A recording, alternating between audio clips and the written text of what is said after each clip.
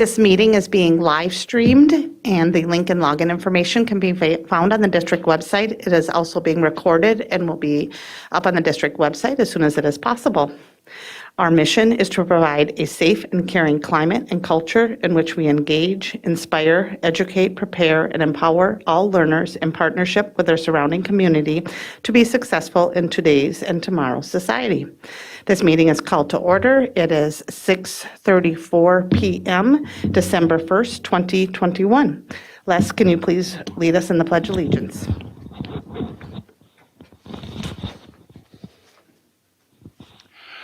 I pledge allegiance to the flag of the United States of America and to the republic for which it stands, one nation, under God, indivisible, with liberty and justice for all.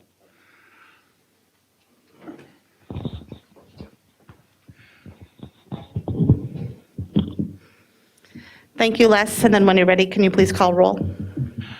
Scott Andreasen. Here. Here. Zach Dorhold. Here. Les Green is here. Shannon Hawes. Here. Natalie Ringsmuth. Here. Monica Segura Schwartz. Here. Also present, the following cabinet members and staff are present at the District Administration Office. Willie Jett, Superintendent, is with us. Assistant Superintendent of Secondary Education, Dr. Lori Putnam. Assistant Superintendent of Elementary Education, Dr. Mike Rivard. Executive Director of Learning and Teaching, Lori Posch. Executive Director of Student Services, Special Education, Carol Potter. Executive Director of Operations, Gary Ganji. Media Technicians, Paul Novak and Gordy Scott. Custodian on site is Steve Hain. The following cabinet members are virtually present. Director of Community Education and Engagement and Communications, Tammy DeLand. Executive Director of Community Education, let me back up a minute. Director of Community Engagement and Communications is Tammy DeLand, for those who might have misheard, I misspoke. Executive Director of Community Education is Adam Holm. Executive Director of Finance and Business Services, Amy Scalarud. Executive Director of Human Resources and Labor Relations, Tracy Flynn Bowe. Executive Director of Research, Assessments, and Enrollment, Donna Roper. And Executive Assistant, Jan McGuire, is helping us also. Thank you. You're welcome. Okay, I'm looking for a motion to approve tonight's agenda. So move. Can I get a second? Okay, I have a motion by Scott, a second by Zach. Les, you're.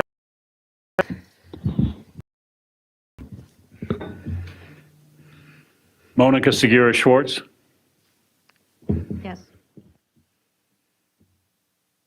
Yep. Natalie Ringsmuth. Yes. Shannon Hawes. Yes. Les Green is yes. Zach Dorhold. Yes. Al Dahlgren. Yes. Scott Andreasen. Yes.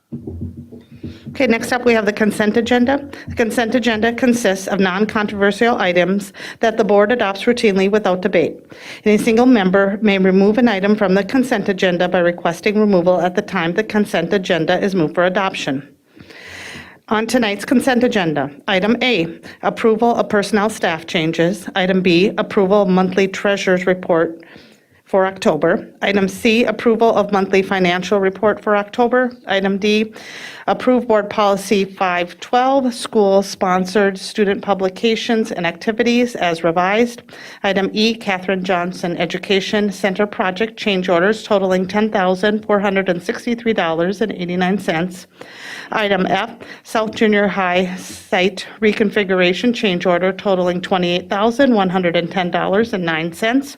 And item G, McKinley ALC elevator project change order totaling $5,331.81. Does any board member wish to remove an item from the consent agenda? Madam Chair, I don't want to remove it, but item D, approval of board policy 512, should probably have added that it's a third reading. Okay, so item D, That is the approval of Board Policy 512 is the third reading. Then with that addition, can I get a motion to approve tonight's consent agenda? So moved. Second. I have a motion by Natalie, a second by Scott. Les, can you please call roll? Yes. Monica Segura Schwartz, Yes. Shannon Hawes. Yes. Les Green is yes. Zach Dorhold, Yes. Scott Andreasen, Yes. Al Dahlgren. Yes. Thank you, Les. Okay, tonight we have one discussion action item. It's an action item, new high school course proposals, and Lori Posch, Executive Director of Learning and Teaching, will introduce her team. Welcome. Good evening, Chair Haas, Superintendent Jett, school board members. We are here tonight to share with you the new course proposals that have come through this year. I have Leah Sams with me and Jessica Moore. They are going to do some of the presentation so that you don't have to listen to me the entire time. So tonight we have a quick recap of the courses that we implemented this year. If you remember, we started last year. Sorry. Well, let's try this again. We started last year by doing this quick review so that you could see the courses that ended up being implemented and where those are at. At the high school level, last year you approved 2 courses to start this year. The first is the Science of Reading. And if you remember, that is part of our programming, our intervention. At Apollo, we have 26 students enrolled this first trimester and 17 students at Tech. Katie Schneider, who is our dyslexia specialist, checks the student placements each month to make sure that they are making progress and that they are appropriately placed. She wanted me to share with you tonight that when they called parents last spring to talk about placements for their students in this course, the parents expressed their appreciation for the fact that their child would be able to get some extra support. So that was good to hear that as well. Our next steps with this class will be developing the next tier of support. So we have students who are starting to pass out of this intervention and are ready for some more support and ready for that next level. So Katie's looking at that for this year. And then ensuring that students can complete the intervention and that students can enter when needed. So, you know, with a lot of our courses, we've talked before about that entrance ramp and that exit ramp. And some of our students, as they're in this course, are finding that they have to make a change at the end of the trimester for one reason or another with their credits and their classes that they want to be able to take. So they haven't totally completed the intervention. So Katie's looking at that real closely. And then we have some students that we know need the intervention yet, and we want to try to find that on-ramp for them to be able to enter the course. Our second course that was approved is Somali for native speakers. And if you remember, this was a course that was designed mostly for our SLIFE students, or the students with the limited formal education. And we started this looking first at Apollo, and then we found that we really had students across the district. So it ended up being implemented at Apollo, Tech, and North this year based on the EL students who were in those buildings. At Apollo, it's ranged between 12 and 14 students throughout the trimester. Tech has 24 students, and North has 5 students in the course. We were able to do a consultant contract with Filson Talent Partners. Many of you might know Huda Ibrahim. And Huda and her company worked with us to create the course and to do some mentoring of our students in here. So it's been a great partnership.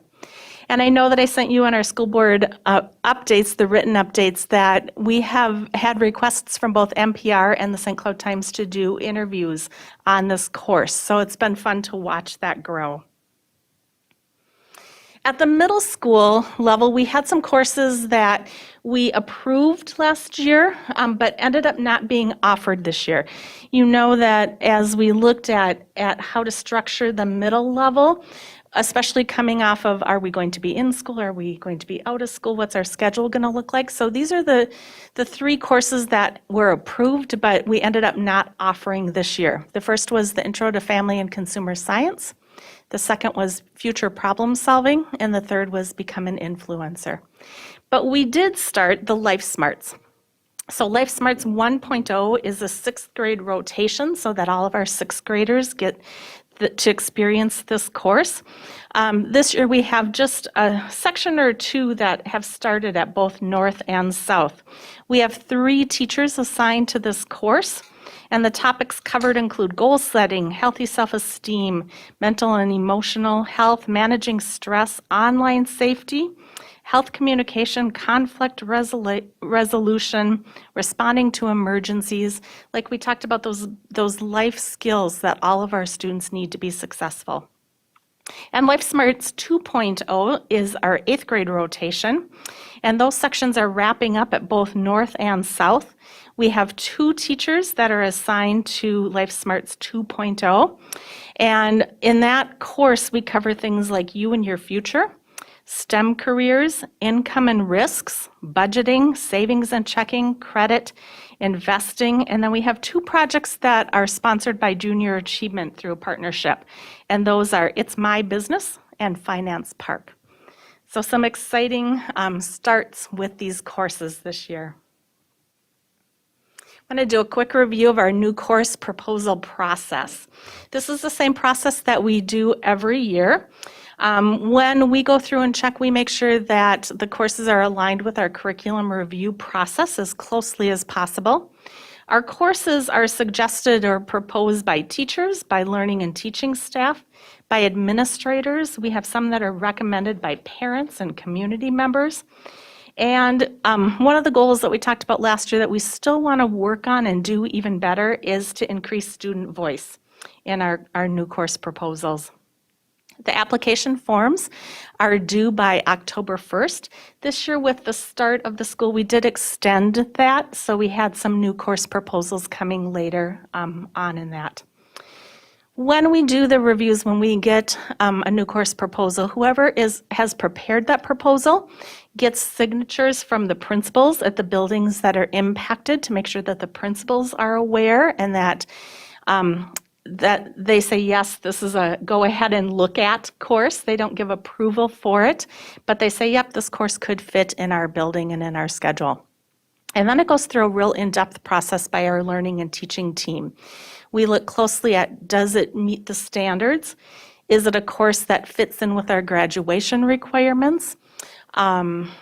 Is it feasible? Do we have budget to do it? All of those pieces that are important in recommending a new course.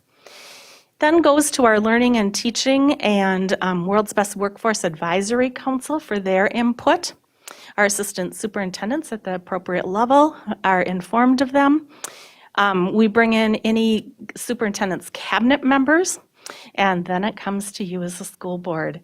As one of the pieces that I went to change the wording on here and it got deleted altogether is teacher voice. I mean, that is a huge piece for us.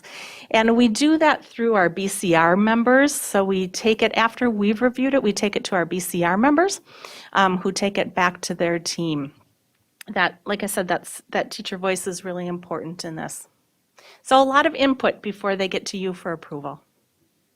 Will you tell us what the acronym VCR is? I heard that, thank you. Building Content Reps. So every building has representatives for each of our content levels. And they meet throughout the school year. We've been able to increase their meeting time this year, knowing that we have some work to do.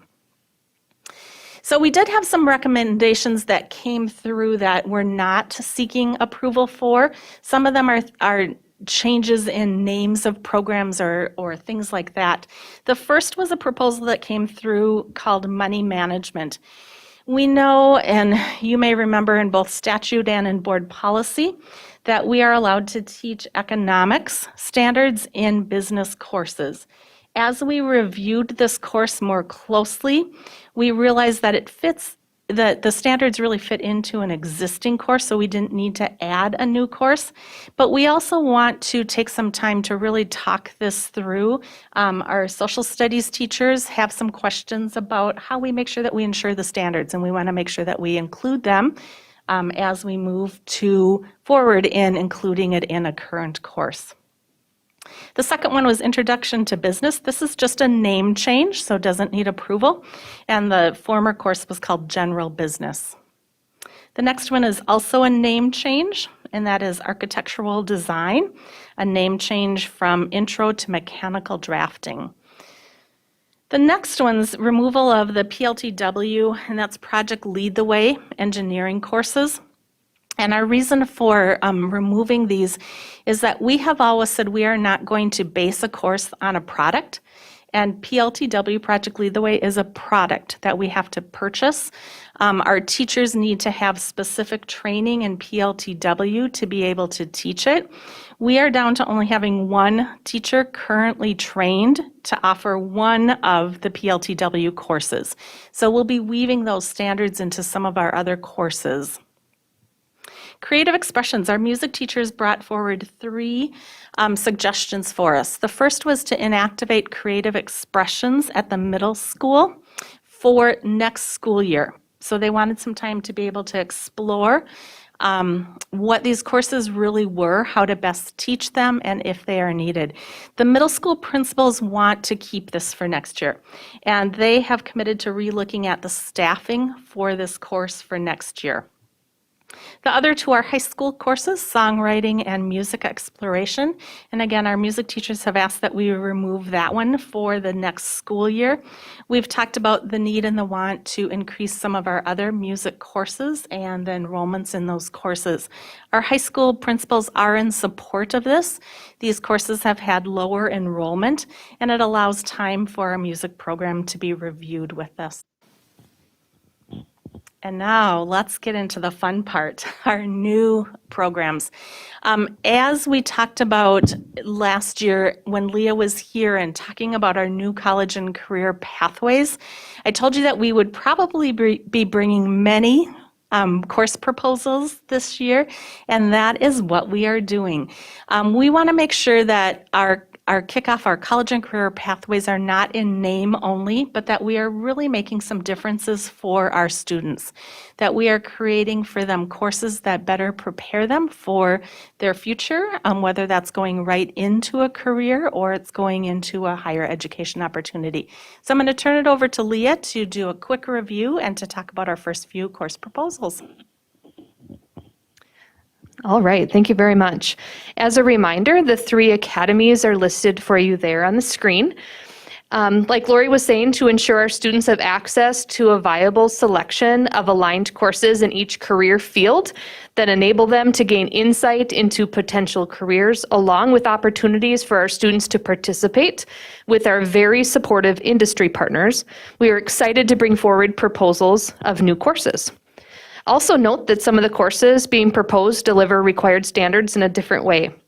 Some provide standards through non-traditional departments, and others through interdisciplinary means. This change is supported by the Minnesota Department of Education's vision and the Common Course Guide that supports our district mission to prepare, engage, educate, inspire, and empower our students. The first course that we're bringing to you is called Career Planning. It's College 111, as St. Cloud State University calls it. It's a concurrent enrollment opportunity for our kiddos. The students consider interests and characteristics that can lead to specific careers or college options, career research, decision-making, job preparation, and understanding the world of work, and skills and strategies needed for career success. This course we envision to quote-unquote bookend career exploration during their high school experience, with EPIC in their 9th grade year and this course in their junior or senior year. Next, we have Career Readiness Portfolio. Students work on this comprehensive portfolio option at their own pace. It will prepare and equip students to succeed in the workplace. A personal portfolio of work shows evidence of mastery in key topic areas.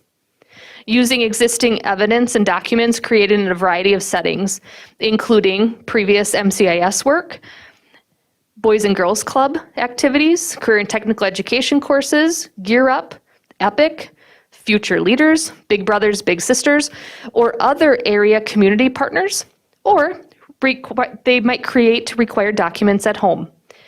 By completing this credit via assessment type of course, students can gain entry into work experience credits and not have to participate in the year-long work readiness curriculum.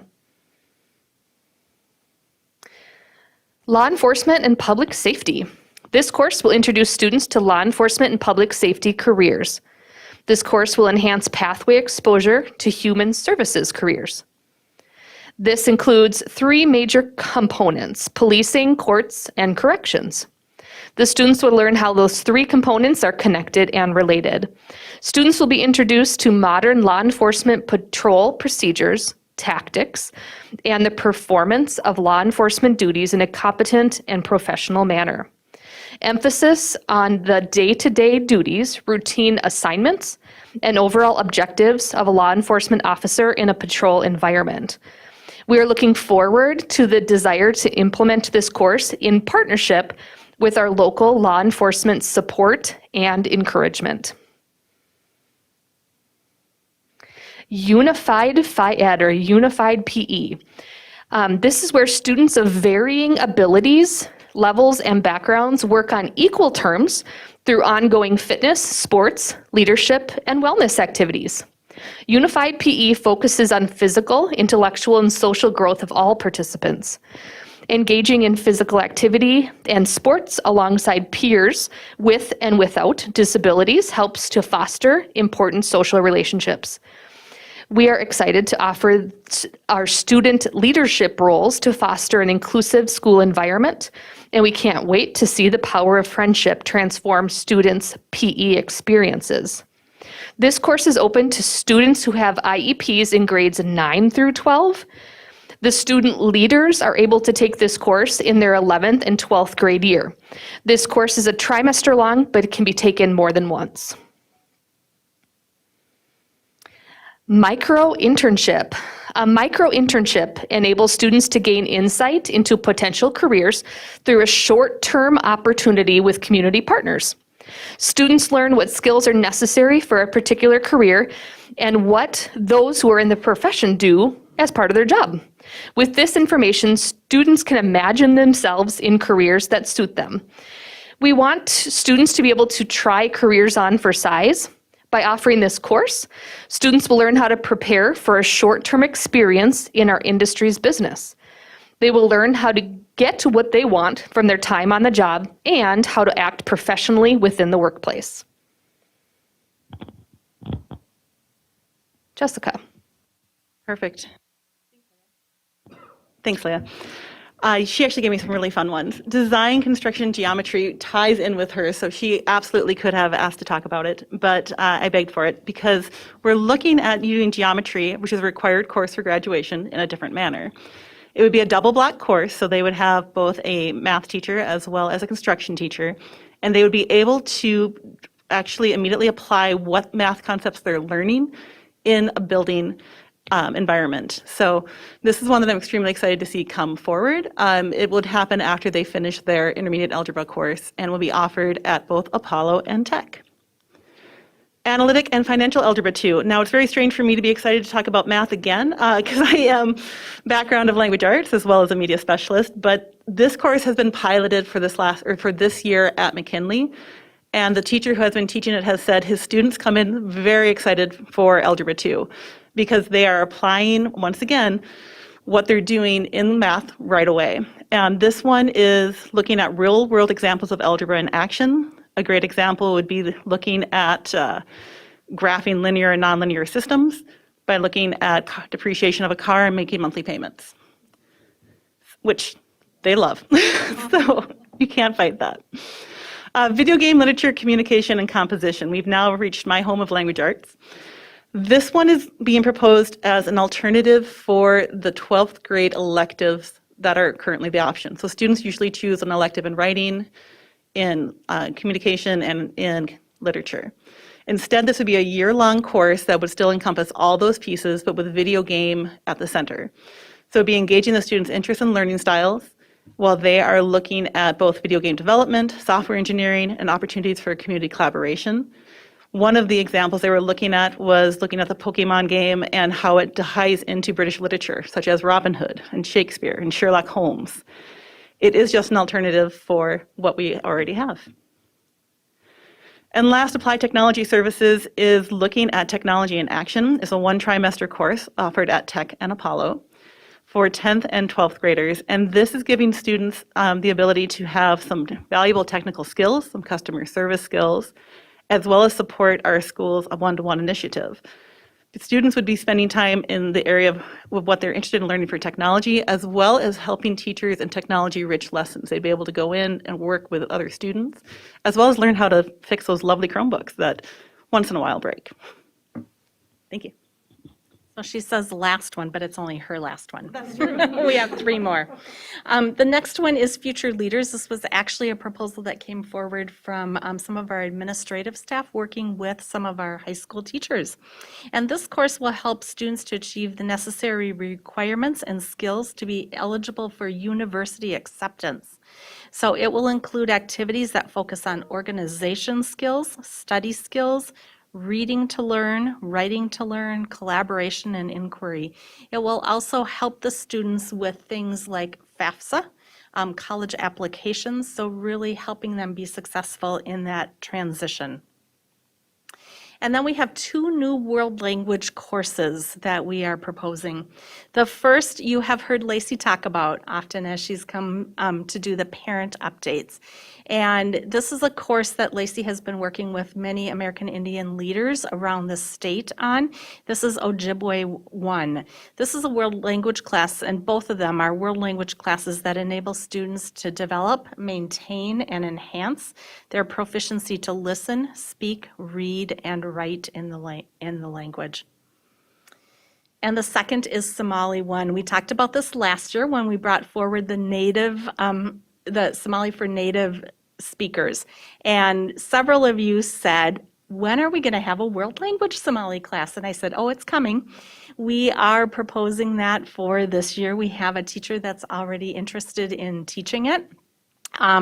This course, as I talk about you having mentioned it, we have had students ask for this course, and we've had adults in the community say, this would be really good for us to have in our community. That's a lot of new courses, but we are really excited for them. I want to open it up for questions, and then we will be seeking approval to move these courses forward to the next step. Registration handbook, and seeing if students are interested in them if they register for them.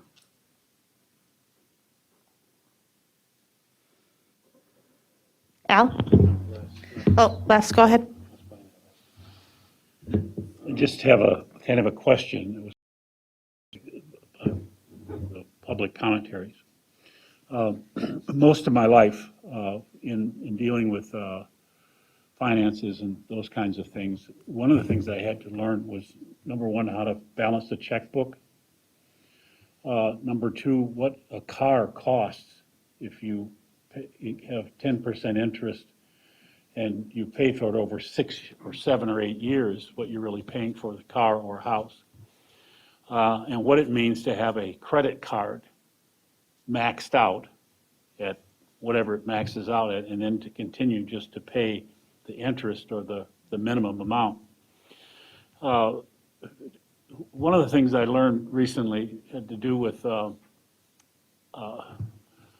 credit card companies are concerned about you paying the money back. And as a member of a board of directors of a bank, one of the things I didn't understand is that banks want to give money away. I mean, they want it out there. They want to give you a loan, because what they want to do is control not the money, but the debt. Because it's the debt which is their profit. I don't have any problem with that, but one of the things we're not teaching, I don't think we're teaching kids in that what was called that general math course, is how to run a budget, how to run your house, how to keep yourself out of deep debt. and how to manage money in a way that, that you can see the future in front of you instead of the minimum payment on a credit card, or I wonder if I can squeeze this $300 payment in on this new car, things of that nature.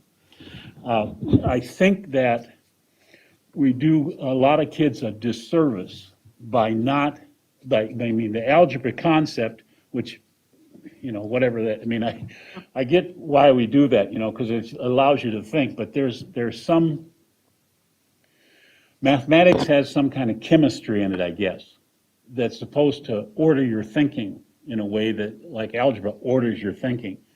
But it doesn't help you maintain a budget, save money to buy a house, and do those kinds of things. And so I guess I'm making a statement of saying, why don't we look at emphasizing general math to the point where checkbook, family budget, what a credit card does to you. We had kids get to college, they give you 2 liters of pop for signing up for a credit card. It's a $300 credit card, and you cannot imagine the number of kids who get to 300 and then start paying the minimum payment and get into that process most of their lives. So I love what you're doing. I really think you guys are really on the track of saying, how do we help kids learn good stuff? But that's one of the points that I find missing is the concept of budgeting and just trying to, if you're a middle income person, learning how to control your spending and manage that does you a lot more good than algebra. So I don't know if I had a question or I made a point, If or I I was can- standing on a soapbox, but whatever. If you don't mind if I respond, one of the things, and I have heard many of you on the board say that, and we agree with you, we do have math requirements by the state, and the algebra requirement is a state requirement. What we're trying to do is to weave all of those things into some of our other courses. So you heard me talk about the money management course at the beginning that was proposed. And we do have a course called personal finance, and that's the course that we want to weave and a lot of it's in there already, but that's what we're looking at, like adding that economics credit to that, so that our students can get that economics credit while they're learning, so that real-world application of the math into budgeting. It's also included in some of our Life Smarts courses at our middle school, because you are right, those are survival skills for our students that we need to teach. And I'll make one other point about it, which was the problem with the CAP course. It was the math for dumb kids. And that's So not if what you we went want it into to be. that class, you were considered a dumb kid. Finding some way to remove that stigma. is Yep, that's our important. goal, is that we can really make it more hands-on. Have it be a course that only certain students take, Thank but you. that is a course that's open for everybody.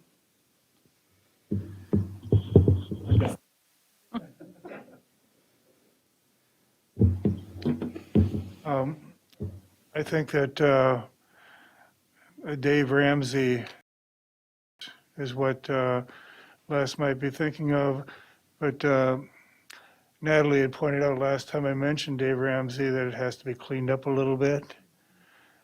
There were some references in there that were religious in nature that really don't need to be in a public school course. But I'd like to see a little bit of the Dave Ramsey stuff in that area. We had a new principal at Oak Hill that had proposed a course, and I think Al had pointed out that her proposal hadn't gone through your system yet. I was hoping that it has by now, or you've followed up on it. And yep, Deb and I have talked. Our elementary courses don't, because they're not credit bearing, don't have to go through the same process that especially our high school courses do.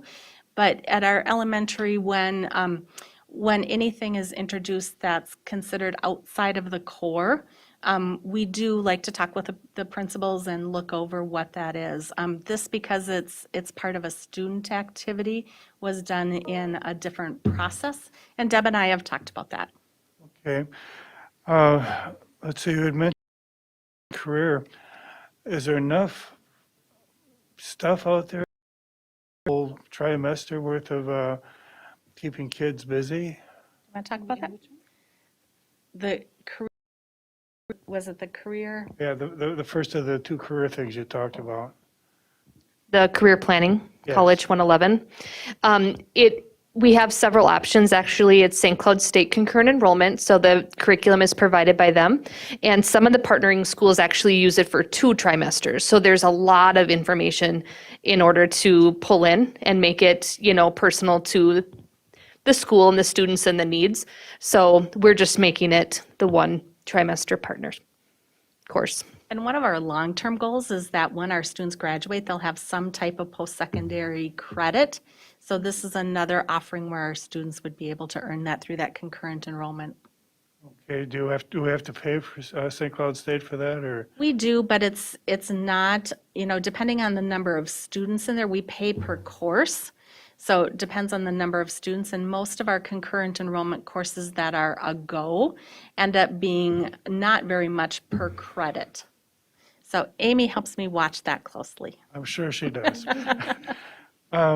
Geometry construction, I keep thinking of this house that we build down at Tech every year, and there's a lot of construction, but is there that much geometry involved? I mean, could we do the geometry in 2 days and the construction and the rest of how are we working that?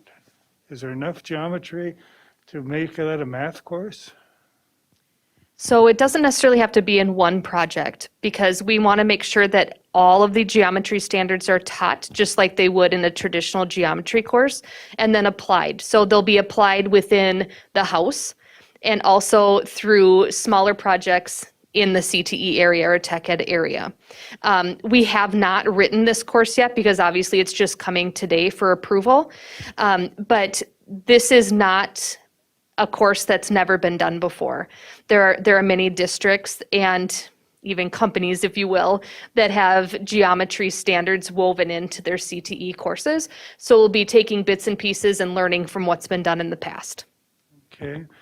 And my next question, Ojibwe language sounds like it's going to be really cool, but do we have enough students to justify putting the time and the money into it? We don't know. That's one of the things when we put a new course out there is we don't know how many students are interested. It does not have to be just American Indian students who would register for the course, so it's open for all students to learn. We also are looking at, there may be some supplemental or additional funding that we can receive through some of our American Indian funding that might help support it. That's good. Okay, thank you. Al? So math standards are students coming into classrooms that are wholly unprepared for algebra, and I would imagine it's the same in geometry, and I would imagine it's the same in any other math class. Math is the type of subject where it builds upon itself.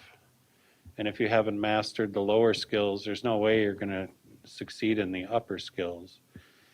And do we have any type of remedial offerings? So instead of a student going into a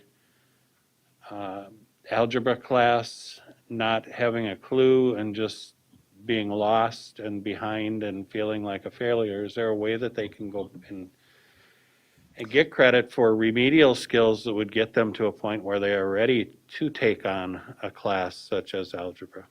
We are just entering our math review. It's one of the things that we're looking at real closely. We have added some intervention programs over the last couple of years.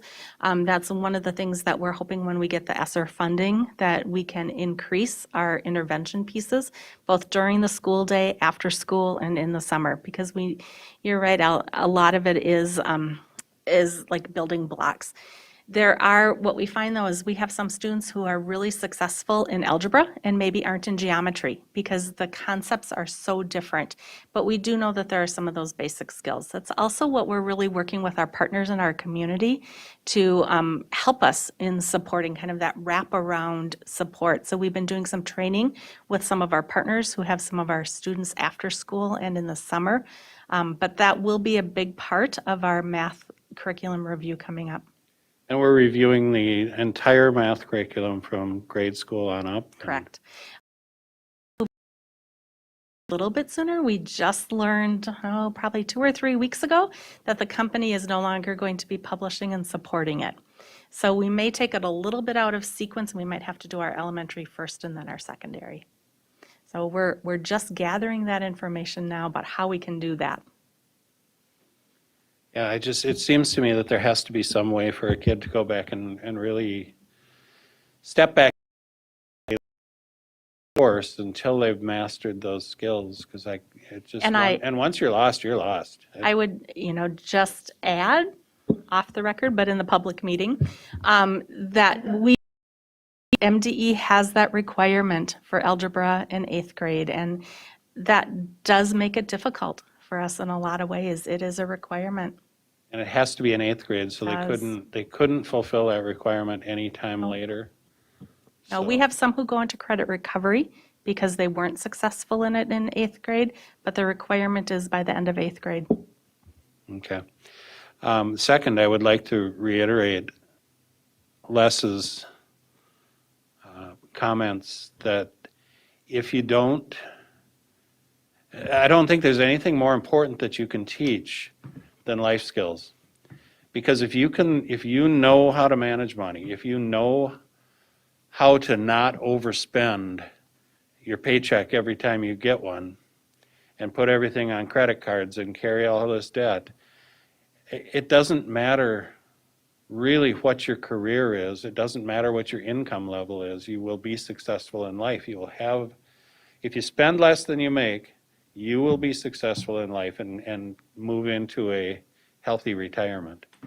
If you overspend the whole way through, you will move into a retirement where you still have debt and that you don't have the income to support that debt, and it makes life almost impossible. It does.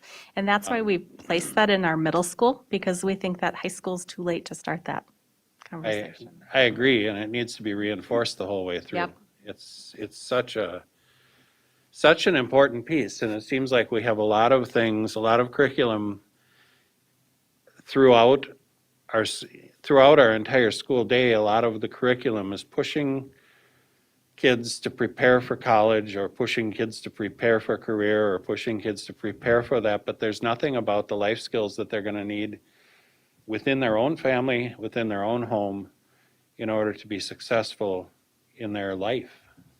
And you can have the greatest career, just look at the professional athletes that have made millions and millions of dollars and just blow it all, and they're broke 3 years later.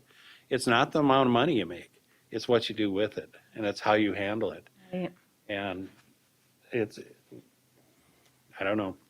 I dig into that stuff a lot, and the number three career propensity to retire as a millionaire is a teacher. Number 2 is an engineer. Number one was, I can't remember number 1. Was it an accountant? But they're not high level careers. They're not doctors. They're not lawyers. It's not those. It's the plumbers, the electricians. It's the lower level people that know how to that. It's not that they know how to manage money. It's that they live in a lifestyle that doesn't require of them to spend like crazy, and they live modestly. They make better than normal, generally, income and save, and they think about the future, and they don't go out and buy everything on credit. They're not out to impress other people. Important skills. High income careers are generally out to impress other people, and they live in debt. So I can't stress enough personally how important what Les was saying earlier, just having those courses available and teaching kids how to manage their life. And then owning a store, I can tell you that you wouldn't believe the number of people that you hire who someone pays for something and it's $10, or they pay for something and it's $6.87, and they give you a $10 bill or a $20 bill, and they can't figure out the change. They can't. They can't do that simple math to count back change. I mean, it's things like that that kids need to know. When they graduate, they need to know that stuff. And there's a lot of things that they do graduate knowing that they really don't need to know. So, We're working on it, Al. yep. Natalie? So because this was a presentation given to the committee I'm on, this is my second time hearing it.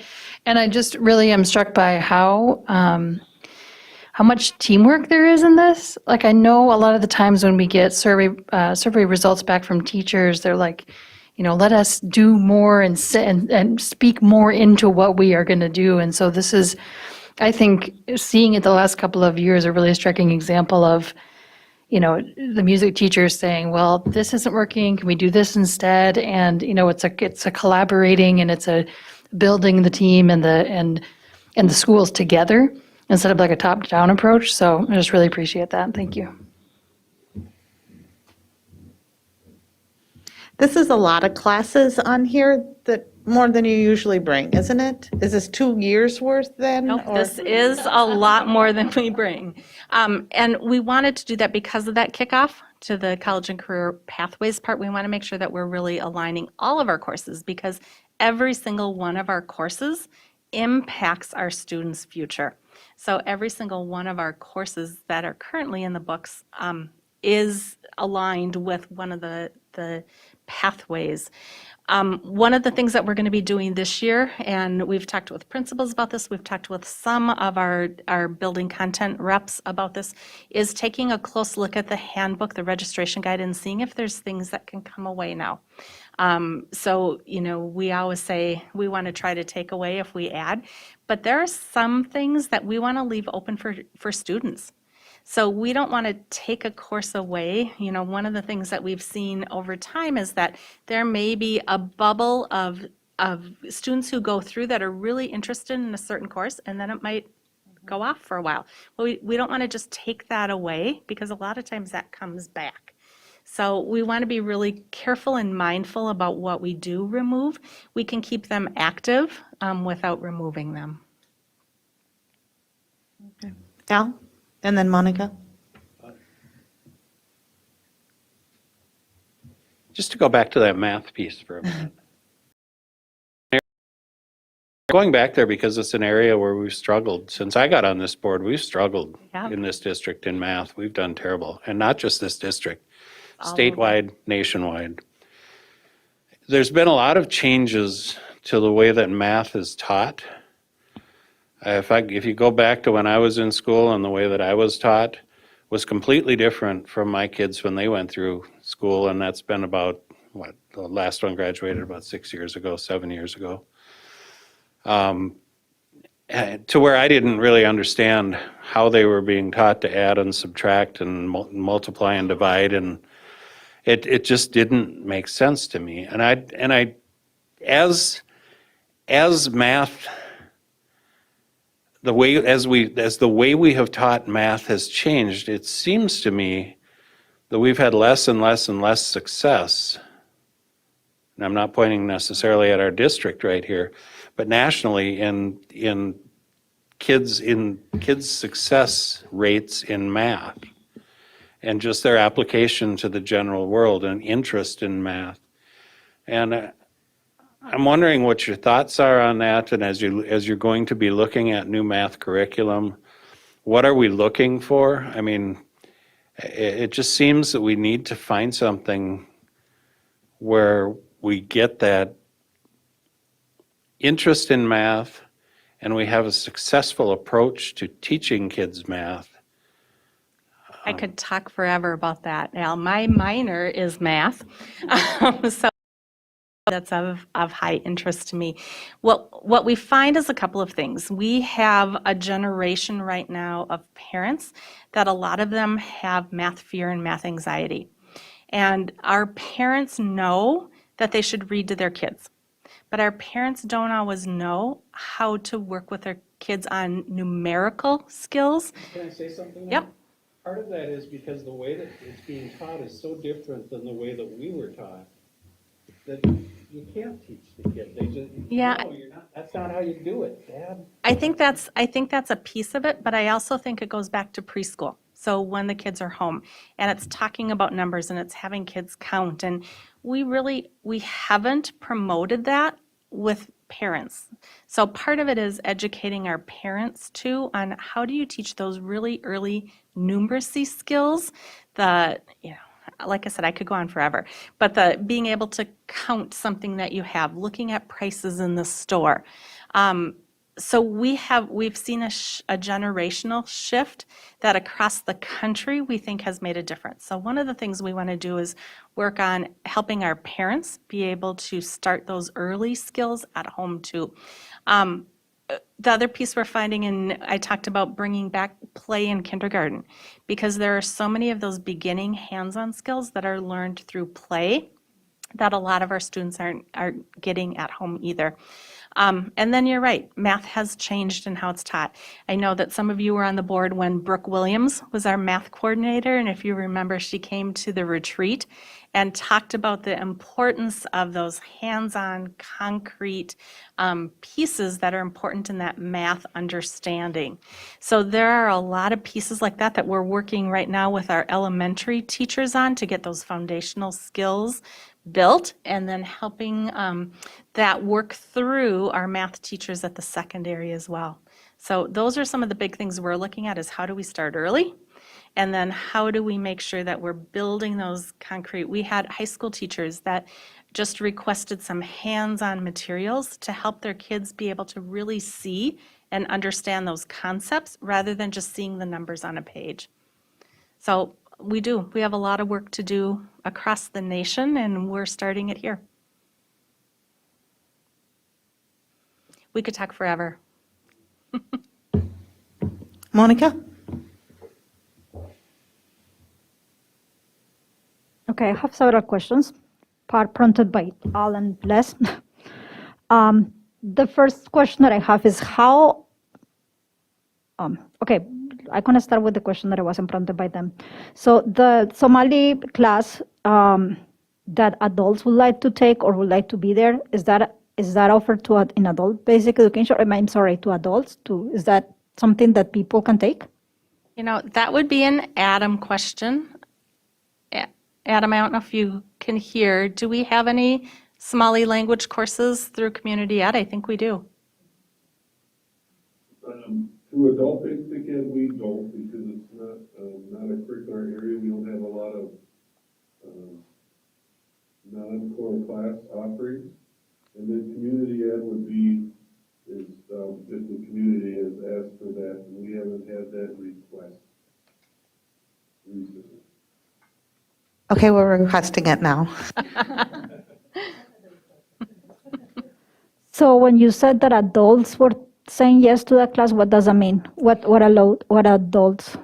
It was as they were hearing us talk about some of the course proposals and talking about how our community has changed, and just wishing that they were able to interact with our neighbors on an equal basis, even to have some of those just beginning skills, like how to say hello, how to say please, how to say thank you. So that's some of the things that we were hearing from parents, and wanting it both for themselves and for their children. Did you hear that, Adam?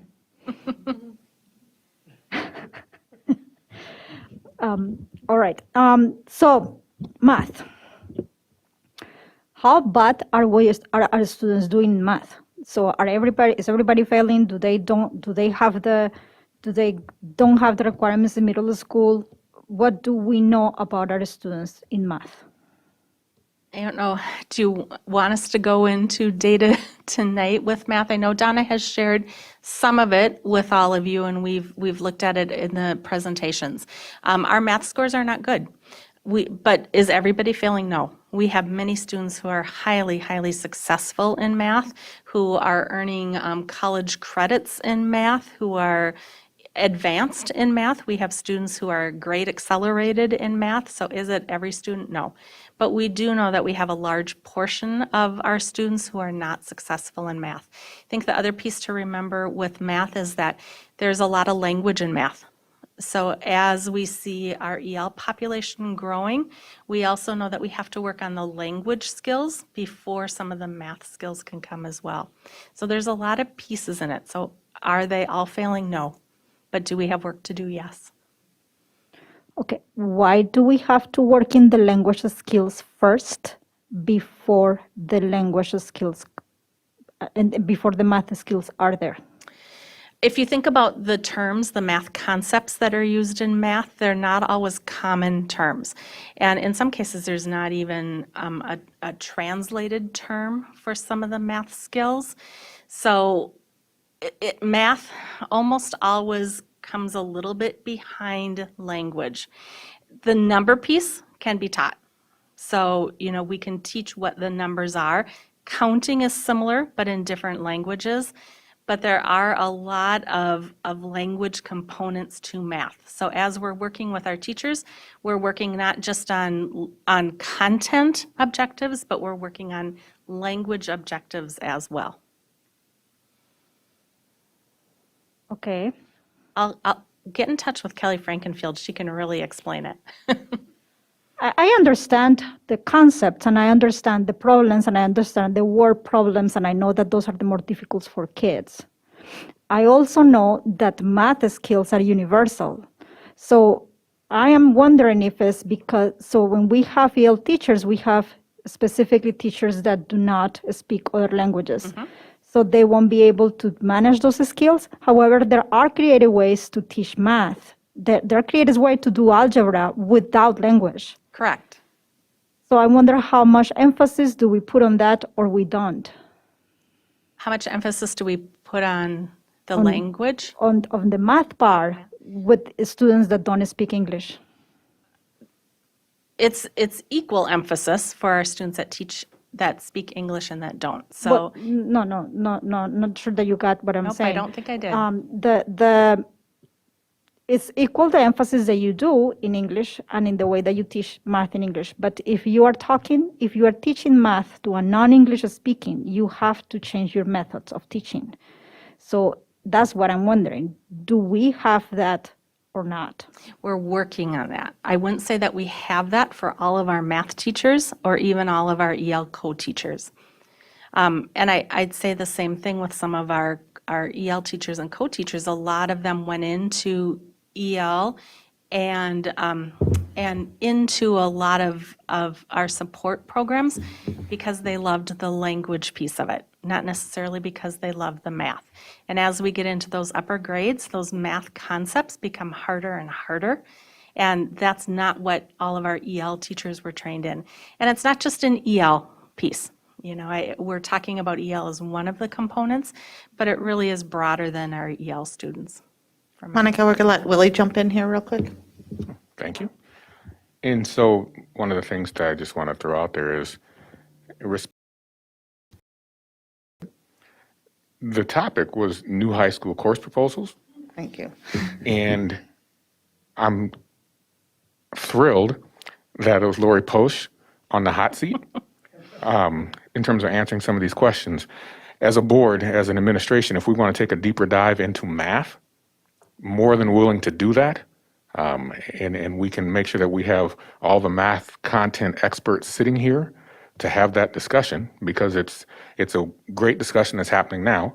So if we want to take that to go deeper and dive into it, then let's go ahead and make sure that we are prepared and have all the information and have all the answers so we can have that, what was Jerry Van Korf's words? That rich, I'm using the wrong term, but in terms of how we go ahead and dive into something deep. And so I would just suggest that. Lori, thank you for being you. And that's just me being respectful in terms of talking to the board and making a suggestion that if we really want to go into that kind of concept, then let's go ahead and make sure that we're prepared to do that. Okay, so we'll kind of move back into the new courses. Monica? Madam Chair, may I ask for permission to finish my questions about math? Yep. Can I just say one thing? I don't want our math team to get beat up here, that we have a lot of really good things going on right now, and I'm not sure if people are aware that the math team at Tech High School took state a couple years ago. That was the team. We've had individuals coming out of there. We have a lot to celebrate in math. And similar schools with diverse language students, like the prep school, I see the same thing happening over there with their math teams, that they struggle with a portion of the math because of the language barrier. But yes, I just wanted to get that 2 cents in there. So go ahead. So can I finish my questions? Thank you. So the other thing that I got confused with the explanations, what other board members' comments is, do math, like the traditional curriculum that we have for math, do they teach you, like, I don't know, when Les was saying that you need basic skills and something like that, Les, like not math, that you need to check to balance your account. I mean, if math doesn't teach you how to balance your account, I don't know what does. So is that those skills, why do we need a course that is specifically in life skills? Because I mean, if math doesn't cover that, math should build people the ability to do that without specifically telling you this is your balance check book. But you should be able to do it by learning math, or that's what my understanding was. I think, our math courses and our math standards teach the math concepts. So they teach how to add, how to subtract, how to divide, the geometry, the algebra, those pieces. But we have students that don't transfer that to apply it to a budget and to apply it to the geometry needed in construction. So what we're trying to do is to make that explicit, that connection between when you hear students say, when am I ever going to use this? I mean, that's kind of a common thing that you hear students say. What we're trying to work on is helping all of our students see when they're going to use it. And then that is one question that is related to class approval. When you're responding to all, when he's talking about the algebra, was it algebra in ninth grade, that is a requirement? Algebra, yep. Okay, so when you were saying that it is requirement there, that it has to be there, what I'm wondering about is what comes before that, because the problem is not that it's a requirement there. The problem is what it comes before that. Is that not a requirement? Is that why people can kind of slide without getting this building skills to get to that point? There's a lot of reasons. And yes, there are all those building blocks in place from kindergarten through 7th grade, from preschool through 7th grade. But are they required? I mean, they have to take those, or? Yep, they are required. And there's that progression that's set up for every grade level. The requirement that's called out by state is that all of our 8th graders have to take algebra. So as our teachers are working, one of the things, we know that we have a high transfer rate of students. So one of the things that we find is that sometimes it's the students that are coming into our district that don't have some of the basic skills. But that's our goal, is to be able to really work more intentionally to make sure that our students have those skills before they get to 8th grade. But those building blocks are there, and They are there. they are succeeding on those. Yep. Yep. Thank you, Lori. You're welcome. Thank you, Willie. Scott?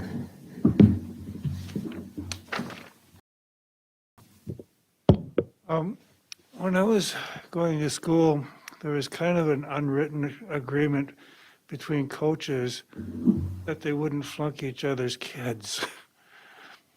The football coach who taught math made it a point not to flunk the wrestlers, and the wrestlers coach who taught woodworking making it a point not to flunk the football players. Is this still going on? I'm going to look to Lori Putnam. I want to say, I hope not. That has never ever been. You know,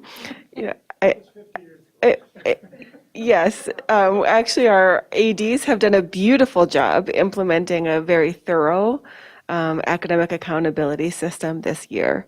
So I feel confident it was not happening in the past. However, we also have implemented more rigorous checks for our students' sake, right? Not because of any other reason, but because we know that academics come first and foremost.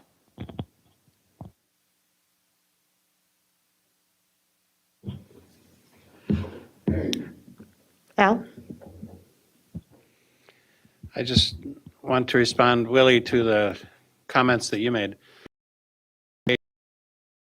I know we're off course, and what you were looking for was approval of those, and we're off on talking about curriculum. But please understand that I as a board member, I won't speak for the whole board because I can't, but I as a board member have a lot of concerns about different deficiencies that I may see, and one of them is math. I look out there and I see math, and that's been since I got on the board. It's been every year. It's been terrible. We've really struggled, but not just us. So I'm not pointing at our district saying we're struggling. The whole state has. And it seems like we never get to any kind of a solution on it. We really worked hard in the district on language arts, or on just language and reading, and we seem to have made a difference through our approach in reading, and have brought scores up until COVID. Now they've probably settled back down, but I think that the reason that you see us, or me, as an individual board member, get off course on this is because I never really get an opportunity to talk about those deficiencies and talk about how are we addressing it through our courses. And I've been on the board for 9 years, and I've never had a discussion about our math curriculum and when we're going to be looking at it and what we're going to change in it. But every year I get approached with, these are the new course recommendations, and we're looking for approval on those. Well, of course we're going to approve these. I mean, there's not a bad one there, but it doesn't address all of the concerns, and it's like I feel a little bit lost as to, okay, so when do we get to discuss what are our needs in curriculum? What can we do to focus on these areas where we're deficient to drive our learning and results in those particular areas? And so that's how we get off course. I mean, I don't know of any other, this is the best match for where we can discuss that with this group and have maybe some kind of input and impact on course directions going forward. And so that's why it falls into this, because we can't bring it up during any other discussions that I know of because it would be so far out of bounds. But this one here, when we're talking about new course offerings, kind of gives the board an opportunity to discuss. And so I feel that's why we get a little bit off course. And I think it would be a great topic for a work session sometime. Just picking a couple of the areas where probably math and science are a couple where we do need some additional support to try to bring our test results up within our district. And I think we've done it in reading and writing. I think that we've approached it, and I think that we've seen results from it.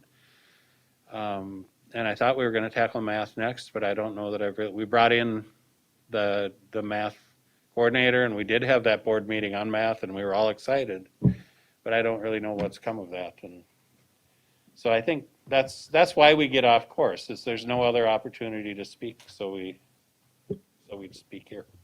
That's all. My only response to that, and it's okay for me to respond, I hope, is in my world, in our world, and we're a team doing this, the conversation, I'm not saying we're not supposed to have the conversation whatsoever. I think, as I was speaking to the chair and we were talking about this conversation, to let it continue. There was nothing out of my mind and nothing out of my mouth was talking about cutting off the conversation. The only thing I was making sure I put on the table was they didn't come prepared to have that conversation. They came prepared to speak about what they had prepped for. I welcome, and I believe they welcome the conversation and the questions. They welcome it, but in terms of taking it deeper, that was my only comment or addition to that conversation. Okay, so before I bounce over to Natalie, hold on one second here. I don't want to be dismissive of, I feel like then if we're leaving that as a rhetorical question, and I'm not quite sure, when do we discuss it? We'll bring it. Okay, Yeah, there you no, go. I think it should come Okay, before. okay. So now, Natalie. I think there's a process for if we want to discuss something at a board meeting, we have future agenda items as the last item of every other board meeting, right? So like, if we as a board want to talk about something, then we just need to say it. I mean, if that seems pretty simple. I also just want to say that there has to be a way, and this is a delicate subject, so I don't know exactly the right way, but we aren't all horrible or all good. And when our students are struggling in math, they're not horrible students. I don't think anybody here thinks that, but I get concerned about some of the things that are said because on a benchmark of what the state says are going to be the standards, some of our students aren't performing at that benchmark, but as we've seen in our math scores, pre-COVID anyway, we have had large gains. And the way we talk about it is so important. The way that people that are in our schools, with our students, how they talk about that in a public meeting is so important. And I wouldn't want, my oldest child, I have no idea how to do his math. No idea. He has multiple college credits already in math, and he's 17 years old at Apollo. So the reality of the fact that some of our students are overachieving, but that's just what, compared to what the state standards are, right? So kids aren't standards. Kids are kids that are doing the best that they can. And so I want us as a board and as a community to not shoot ourselves in the foot and say things like, our math scores are horrible. I mean, I wouldn't say that if my kid was having trouble in math, I wouldn't say to him or them, your math scores are horrible. I would say, man, we have really some hard work to do here. There's an opportunity for us. And that's because I'm a teacher, so I have that teacher language about me. But I want us to use that as a board and as a team that's working together too, and at the same time be realist. And so I'm just calling that out as this is a hard conversation to have, because it is true that we need to continue to work. But at the same time, no kid doesn't want to succeed in math. No kid wants to be in 8th grade and be so embarrassed in a class because they don't know what's going on. No kid wants to do that. And I mean, why do you think that there's a kid that comes into our district and doesn't have the skills to be in 8th grade math? Why? Of course. they're going to act up. I mean, like, I know we all know this, but we got to be careful how we talk about ourselves because these are kids. This isn't test scores. These are little kids. Even my 6'3", 17-year-old is still a little kid to me. And we're here for them.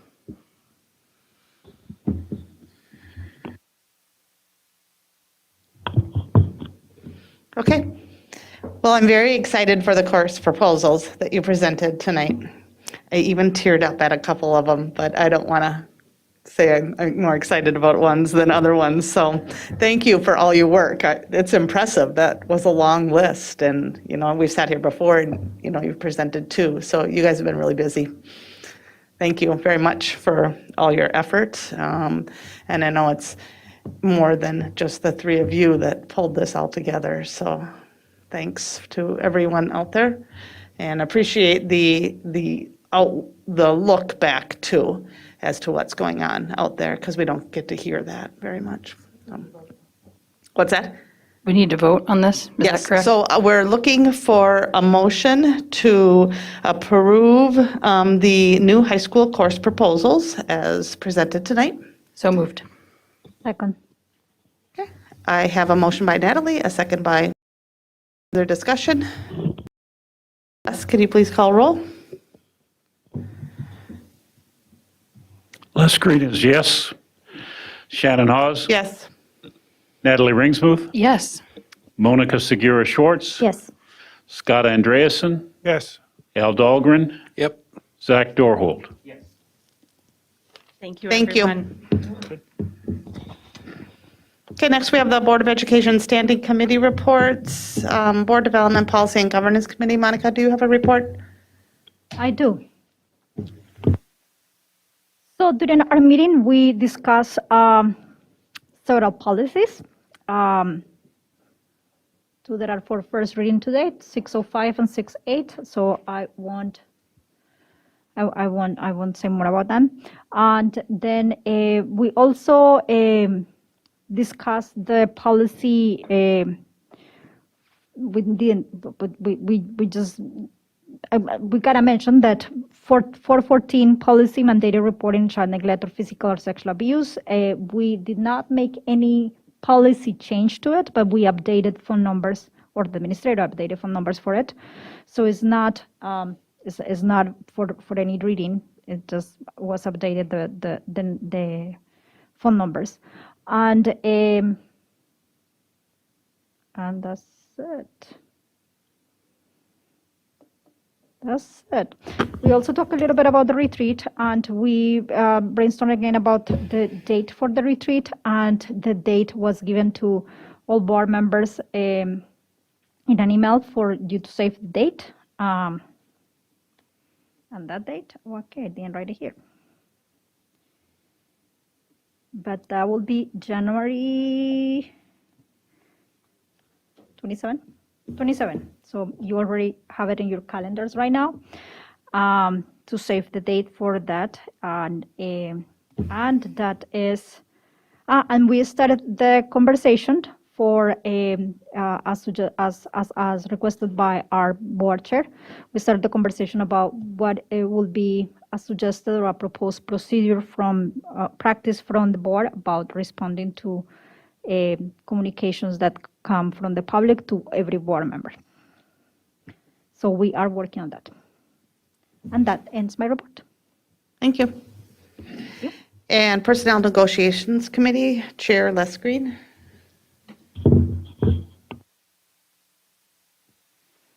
We met today, 6 items on the agenda.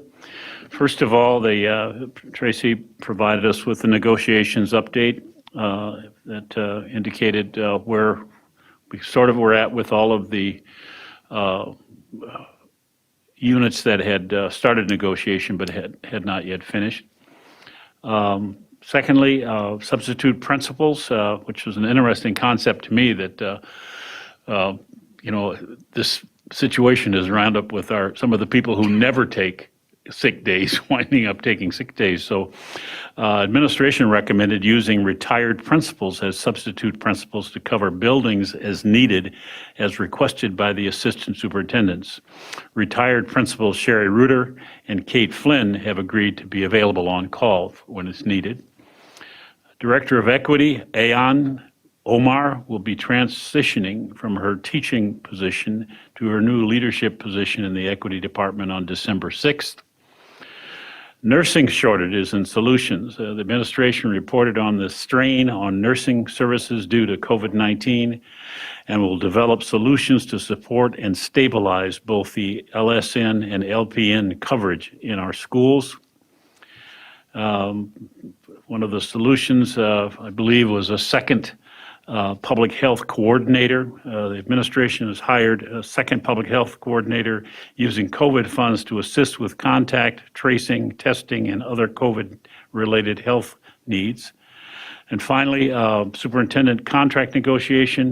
The personnel chair, myself, will be working with board chair Shannon Hawes to develop a process to open negotiations with Dr. Putnam on her contract for superintendent.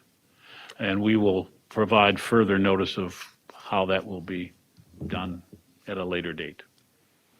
Sounds good. Thank you. So that adjourns our board meeting at 7:54 PM, and we're opening up the Board of Education work session. We have 3 items up tonight. First up is proposed revised board policy 605, alternate programs, first reading. And that is presented tonight by Carol Potter, Executive Director of Student Services and Special Education. Good evening. Chair Haas, Superintendent Jett, board members, great to see you again. Happy December already.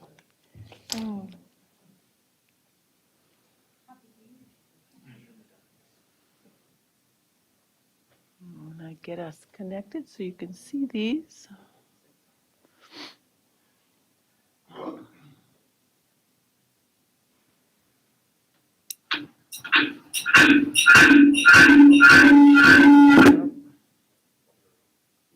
You good? Okay.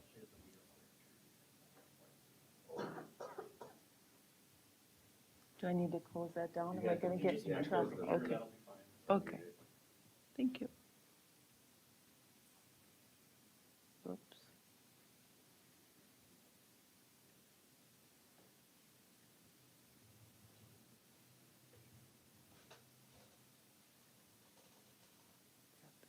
Okay, the first one, 605 alternative programs. And this policy is just really set up so that we can have alternative programs for students that may not be connecting at their general ed sites. And so what this policy tells us is that we're going to have a team or a committee that designates who could possibly be placed at an alternative site or an alternative program. And the only change in this policy is, as you see it in yellow here, is that instead of it stating student assistance teams, because we don't have those titles anymore in the district, so we cut it back to a designated committee or an IEP team. So the designated committee could be the MTSS team. It could be a different committee that comes up in the future, but right now we don't have those other teams, so we took those off of there. And that is the only change on this policy, except for the legal reference updates. Any questions on that one?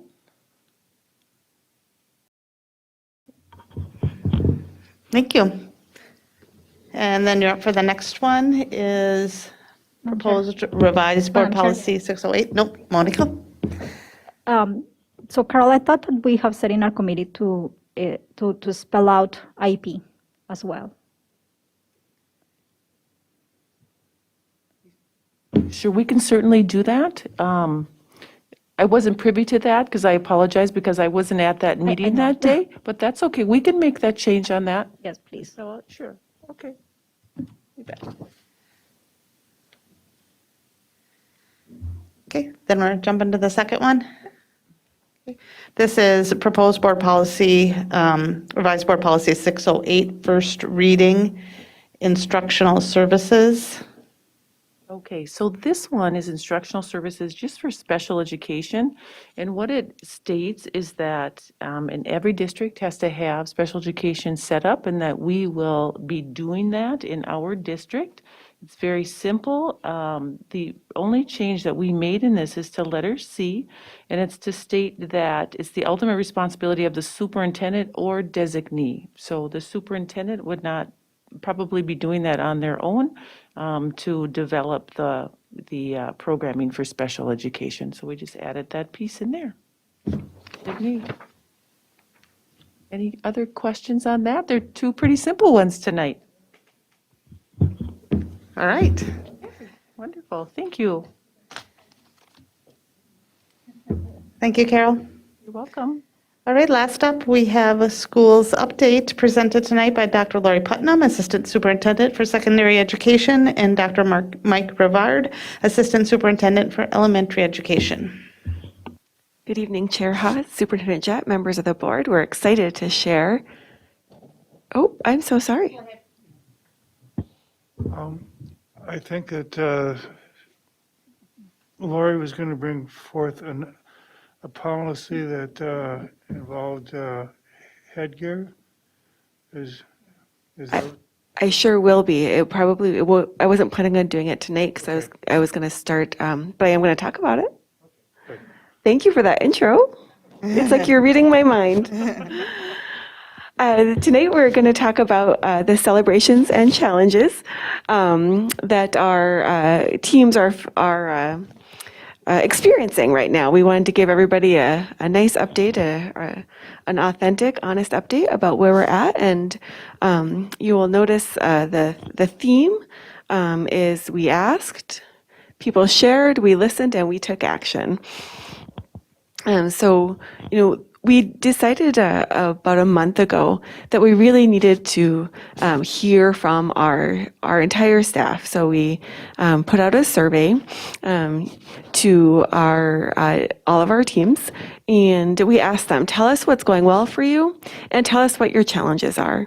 And the reason we did that is because we want to really capture what's going well, so we can make sure that we're capitalizing on that. And then we know right now, especially, resources, time, energy is finite.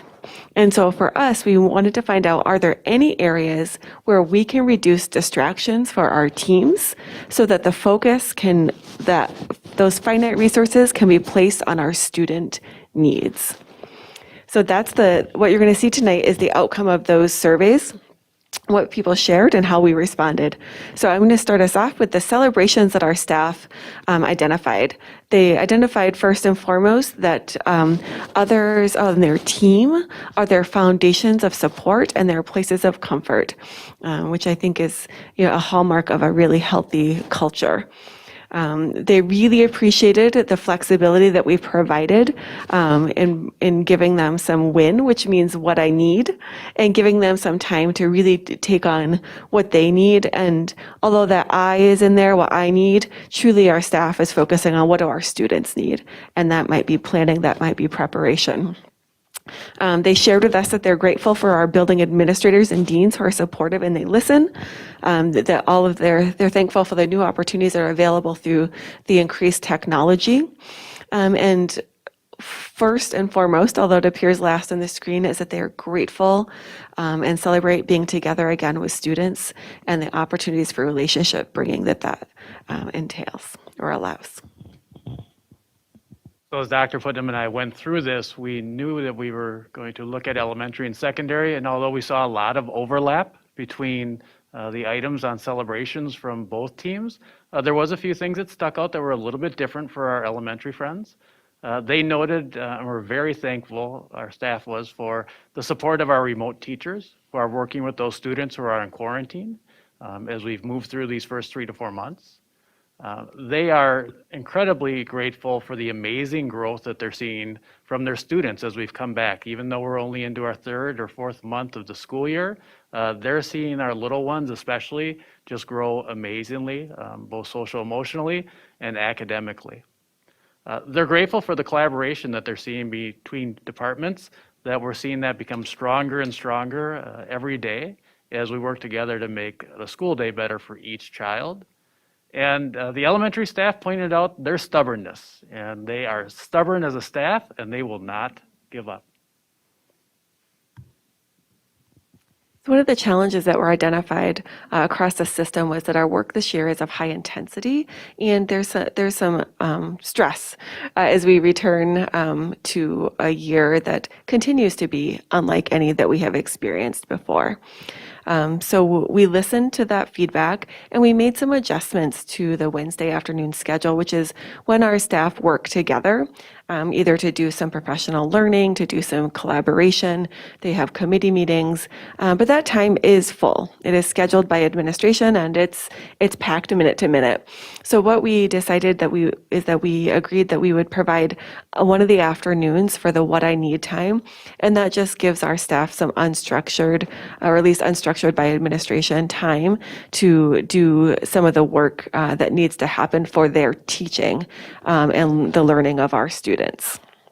And so that you'll see the schedule now is that one Wednesday is that what I need time, focusing on student learning. Then the next Wednesday will be course alike or co-teaching collaboration. So an opportunity for, say, our grade 3 team at Madison to work together, or our U.S. history team to work together. And the next meeting will be focused on students, or MTSS. And then the final meeting is for committees. So another challenge that we did here was related to our sub shortage.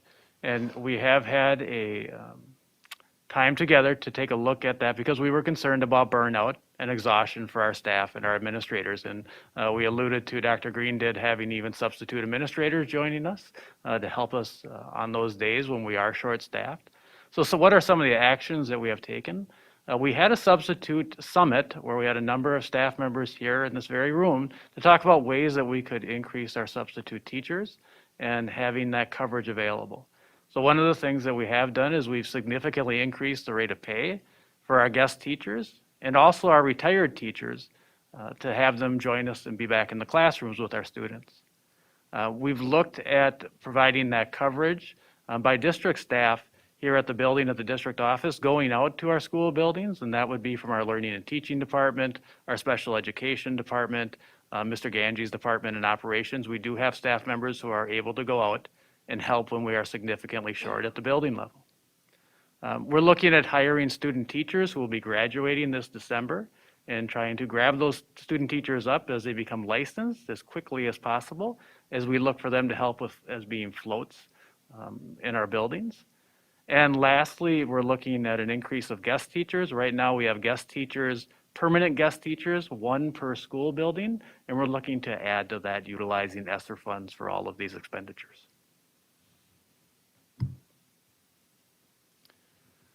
We also heard another concern by staff in terms of wanting more opportunity to connect with their colleagues.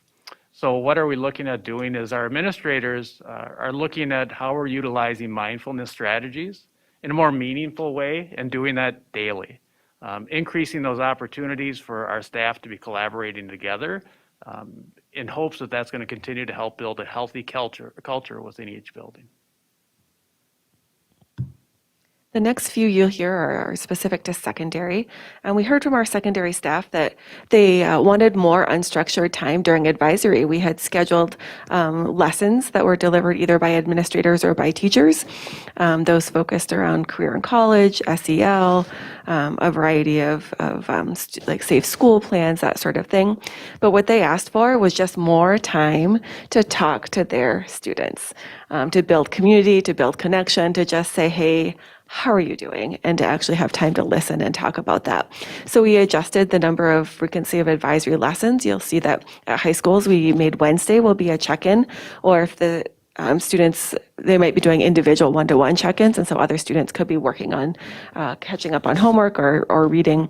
And then Thursday will be the advisory lesson, so we cut down by half. And then the middle schools are scaling back as well to include more check-ins. And the other thing that we heard was that they are are getting a lot of surveys. And of course, we want feedback, but what the directors are doing is mapping out the surveys that are required for us to give and placing that in a intentional way across the school year so that we know what's being given, when it's being given, and why. The last one that we heard from each of our schools is that our teachers are constantly engaging with our students to remove head coverings, and that's not where our teachers want to be placed or our staff want to be placing their energy. So in the upcoming board meetings, we will have the opportunity to have that discussion. I'll be bringing Board Policy 504 back to this board for conversation about adjusting that board policy to see if that might be amended. And if it is, and the board decides that's a move that they want to make, then that might be completed by mid-January.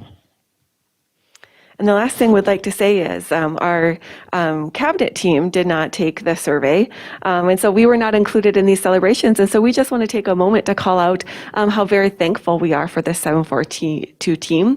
We truly couldn't ask for a better group of people to work with, and we appreciate the engagement and support of our families.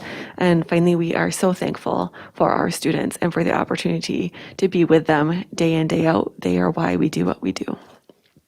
We welcome any questions, comments. Superintendent Jett, you have a comment? Not at all. Okay. We will get a survey to you if you're interested.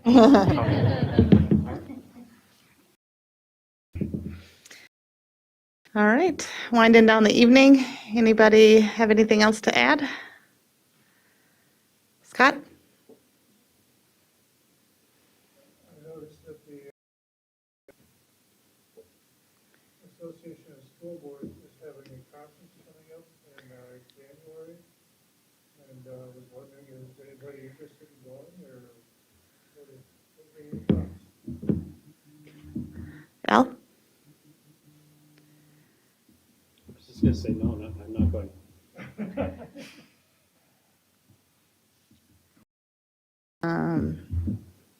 I'd have to look at it. Life is crazy, but, Thursday and Friday, I think, okay. about first week of Okay. Monica?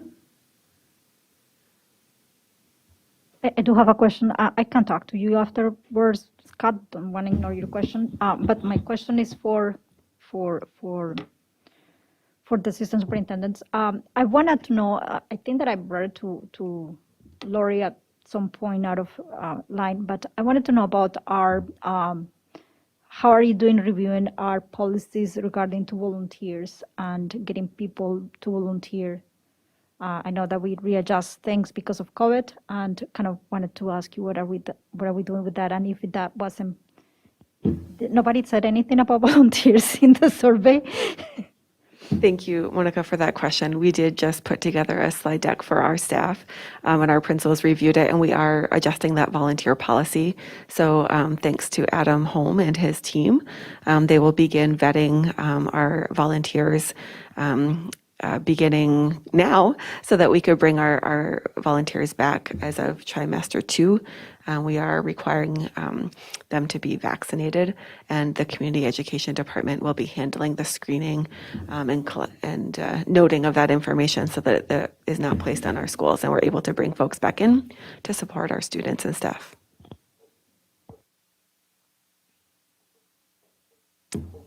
Scott? Are you still requiring background checks for volunteers, and who pays for it? We still would require background checks for volunteers, and we do have scholarships that are available for those families who may or may not be able to afford it.